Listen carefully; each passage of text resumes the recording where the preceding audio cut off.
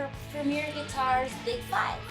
My favorite guitar is my Hagstrom Futura. I don't know if it's Futura 1 or 2. This is my favorite guitar. It's deep and like gritty and middly, even though it looks like it'd be tinny and silly. And I love it for that. Also, it's traveled all around and it's been banged up and it doesn't show. It keeps tuning, whether or not you change your strings a whole tour, or if you just change one string every so often, she keeps tune. And I appreciate that.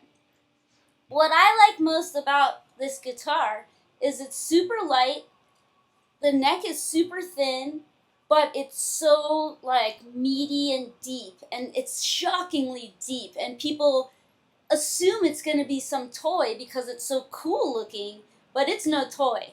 It's a weapon. It's a deep weapon of splendor and destruction.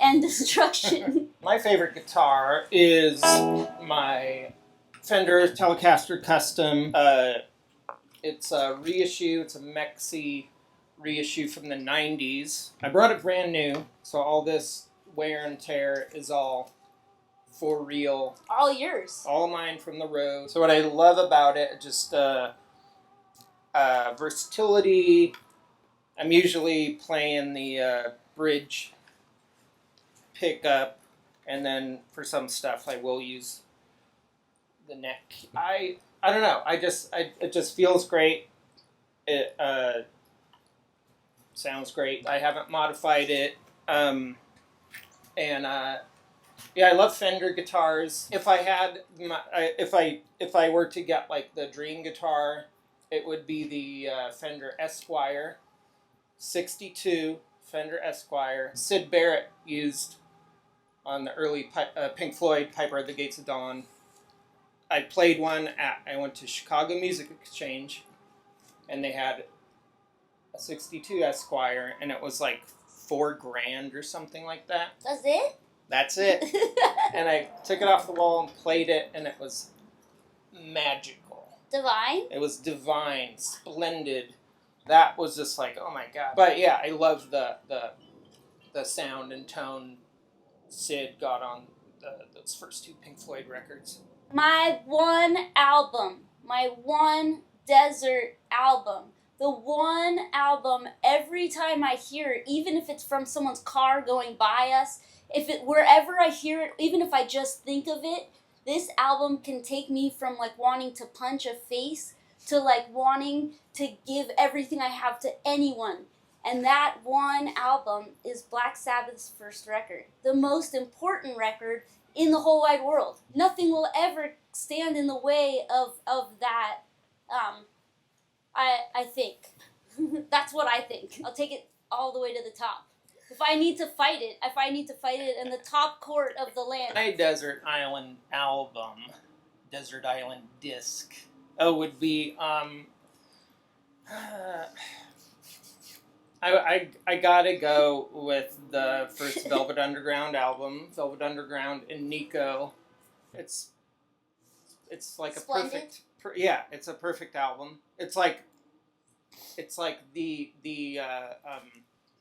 the range, all the range of human emotion, from joy and happiness to rage and anger and sadness. And he's a rageaholic. I'm a rageaholic. It's a cutthroat album. It's cutthroat. It's real. It's gritty, but it's also beautiful. And the sound, the like production, everything about it is like never gets old. Never gets old. The guitar tones of Lou Reed and Sterling Morrison are amazing. I don't know. It's just one of those things where whenever I hear it, it's just like you can't believe how good it is. I can't. And then you remember when it's from, and you're like, "What the hairy heck?" Yeah. The era it came out of, and what it kind of single-handedly, like, it's like, okay, here you go. Here's all the rest of the future of music in one record. Figure it out. All the punk rock and underground music, everything was like, that was the catalyst for Yeah. for all that stuff. My biggest guitar culture pet peeve, I wouldn't really say that I have any, because that's what makes everyone special, is their annoying things, and everyone has them. But I will say people's non-basis of reality on their tuning. Like, some people are so obsessed with tuning in between every song, and some people never tune at all, and that's annoying to me. I think people should be in tune more and make less of a big deal about it. I guess my biggest guitar culture pet peeve is I think sometimes people, like, they want to judge you by, like, the accessories you have, like pedal boards. Yeah. Pedal boards. The more organized you are, the better you are as a person. But that's not true. For years, I've tried the pedal board, and they're great. They're good. If you want to go have your pedal board all set up perfectly with the you can't have your pedal board and eat it too. Yeah, and I think, I mean, it whatever works for the individual. But I think some players shouldn't judge, like, oh, he's got, look at his the like. Well, I think it's a little scary, I think, to most people to imagine setting up like 4 pedals every day. Yeah. And not knowing if they're going to have power, or like if everything's going to work or stuff. So some people are just like, they'd rather buy almost a pedal board is insurance. I mean, I feel like sometimes there's some pressure to, like, you need to get a pedal board, you need to get the strap locks, and you need to get the, people are always trying to push those strap locks push the on stuff us. Where it's like, I like to keep it real simple, and I don't have a lot of pedals.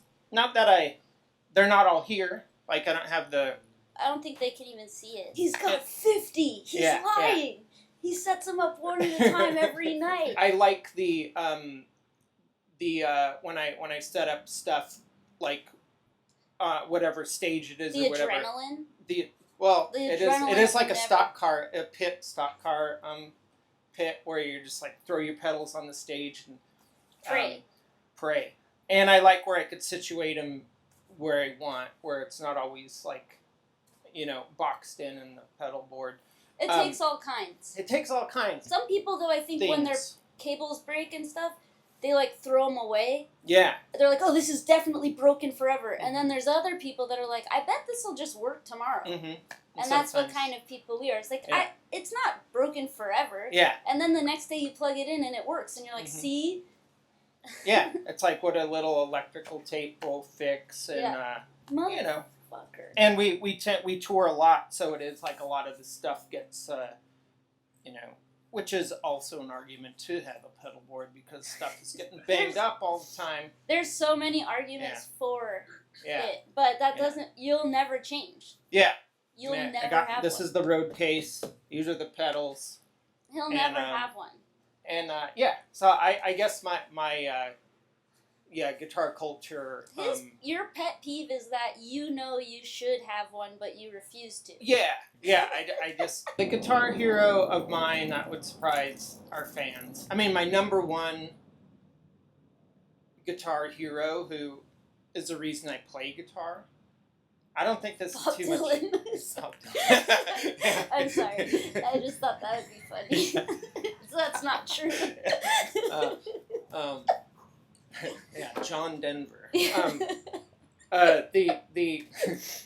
It's Ace Frehley, which is. I don't think that's shocking. I don't think it's shocking. I don't think it's I think that's for a lot of people, like, he is like he's the guy who, when I was a kid, like, I saw him, like, that's what I want to do. Eddie Van Halen, rest in peace. He was definitely, like, a huge inspiration. And there's other players who, like, somebody like Paul Gilbert, who I think is amazing, mind-blowing guitar player, and I'll watch his clips on YouTube just to watch him play and to hear him talk about guitar playing. And he's in the category of, like, insane shredder type guitar player. I just seem to learn a lot from what he has to say about guitar playing. And other people like John Frusciante is amazing. And there's a lot of players who, I guess, maybe our fans would be like, oh, you like him, but I I don't know. I just, because I just love guitar. John Fahey's one of my favorite because it's spooky, spooky weird tunings and stuff is just so awesome. Yeah, I feel like you're a guitar player who's inspired by guitar playing. Mm-hmm. So I don't think anything should be shocking. I think what's shocking is that people don't find inspiration from everywhere all the time. Mm-hmm. Like, that's what I find to be shocking. Is I've been thinking a lot about this. Like, what's that thing called? Your guilty pleasure. I keep getting asked that, and I finally figured out my answer is like, I don't have really that much guilty pleasures, like, because I like everything. I don't like fake guitar sounds. That's like drives me crazy, and I don't like 80s production and like pop stuff, but I love all pop aside from that. And my guiltiest pleasure is I love commercials. I love all music and commercials, but moreover is I love being on hold. I get so happy, and I'm just like, dun, dun, dun, dun, dun. The only music I've made, honestly, during lockdown has been from on hold, getting so inspired by their, like, guitar playing and, like, all that stuff that I've recorded it and, like, sang over it and made stuff over it. I can't use it because it's not my music, but it's, like, I find it to be very inspiring. Yeah. Know who's the best hold music that I've grown to, I know it now. Walgreens? No. Who? The Unemployment. Oh, yeah. Yeah, we should make hold music.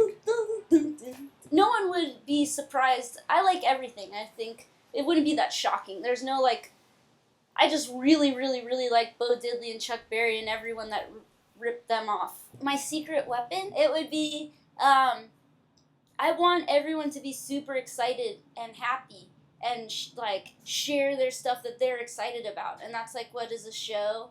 What we do at shows is, like, do something and then people come up to us and talk about how they're excited about it, and then I get to talk and keep them excited. And I think striving for excitement and joy and happiness is my secret weapon. My secret weapon, when we're on tour, I'm constantly reading. Like, there's one book that I brought on tour that I read over and over again. He read this one book on, like, 4 or 5 different tours. Yeah, and it was the biography on the band Blue Oyster Cult. He'd just be there with his little sleeping bag or whatever, reading his little Blue Oyster Cult book. I love reading rock biographies. And that one in particular, like, they're one of my favorite bands. Buck Dharma, another amazing guitar player. But reading their stories and there's another book, Velvet Underground Uptight, which I've reread over and over again.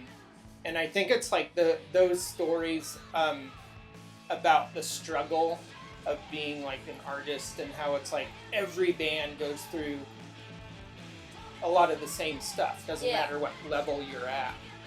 It's a lot of the same... it's because they're people. Yeah. And they're going through people problems. Yeah. And they're trying to grow with other people, which is...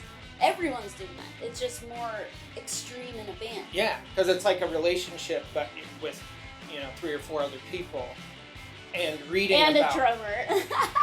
So it kind of gives me like, it's kind of therapeutic, or it's like my therapy of like, okay, like what we're going through as a band and stuff I could relate to, and it also just makes me excited because it's like, this is our job. Like, we play... Yeah, we have the same job as our heroes. Yeah, we have the same job as the Rolling Stones.